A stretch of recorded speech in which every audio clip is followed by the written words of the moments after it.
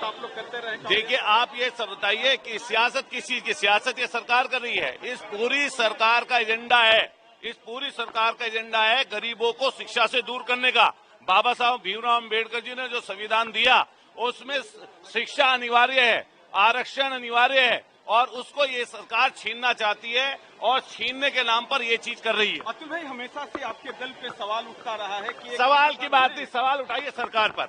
आप इसको गोदी के रूप में मत इस्तेमाल करिए। सरकार स्कूल बंद कर रही है, शराब के ठेके खोल रही है, उसके खिलाफ लड़ाई है। ये आपको क्या पता है, क्या चीज है ये? कहीं लिखा हुआ है इस पर? क्या लिखा हुआ है इस पर? आप बताइए ना। आप भाजपा की गोद में बैठ जाइए, जाकर जाइए। इसके माध्यम से क्या कुछ संदेश देना चाहते हैं आप? क्या कुछ संदेश देना चाहते हैं? ये विधानसभा का पहला सत्र का पहला दिन है। बाबा साहब भीमराव अम्बेडकर जी ने जो संविधान दिया, हम उसको लेकर ये कहना चाहते हैं कि पूरी की पूरी सरकार भ्रष्टाचार के अखंड में डूबी हुई है, किसी चीज पर चर्चा नहीं कराना चाहती, गरीबों के बच्चों को, किसानों के बच्चों को शिक्षा से दूर रखना चाहती है, और इसकी पूरी की पूरी सियासत इसी तरह की है। जात धर्म में लोगों को लड़ाना, जात धर्म का भेद कराना इस सरकार की नीति नियत में है। हम सब लोग मिलकर इसका विरोध करते हैं कि जो आपके गरीब के बच्चे हैं वो किस तरीके से स्कूल में मर्जर के नाम पर, कभी स्कूल बंदी के नाम पर एक काम कर रहे हैं, और दूसरी तरफ ये रोज शराब के ठेके खोल रहे हैं। हम सब लोग इसका विरोध करने के लिए प्रतीक के रूप में ये आपको लेकर है। इधर बाबा साहब की तस्वीर, इधर राम मनोहर लोहिया जी की तस्वीर, जो इनके आदर्श हैं उन पर हम लोग चलेंगे।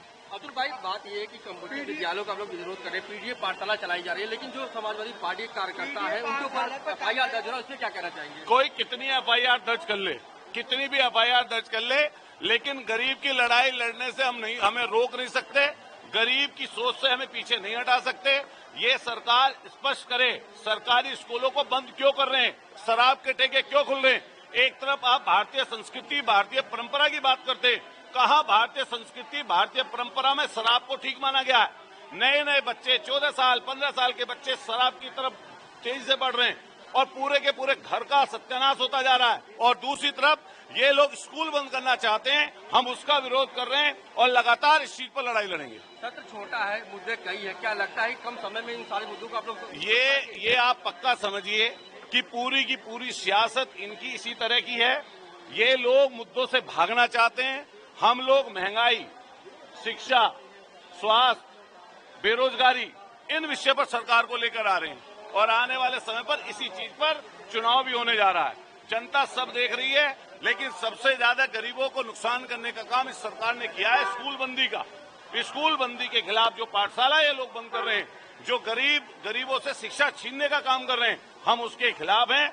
आज सदन में भी इस चीज की लड़ाई को बढ़कर हम लोग आगे बढ़ाएंगे। आगे आओ।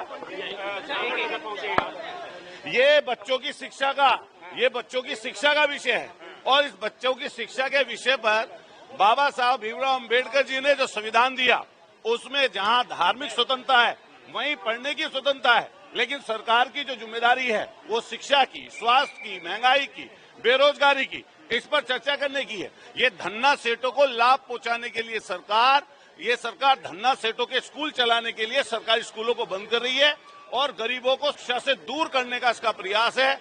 हम सरकार के इस प्रयास को सफल नहीं होने देंगे। हमारी लड़ाई जनता की है, और इस जनता की लड़ाई को आगे लेके जाएंगे। सरकार ये बोल रही है कि समाजवादी पार्टी शिक्षा का राजनीतिकरण करना चाहती है। शिक्षा का राजनीतिकरण क्या, शिक्षा का निजीकरण करना चाहती है सरकार। धन्ना सेठों के हाथ में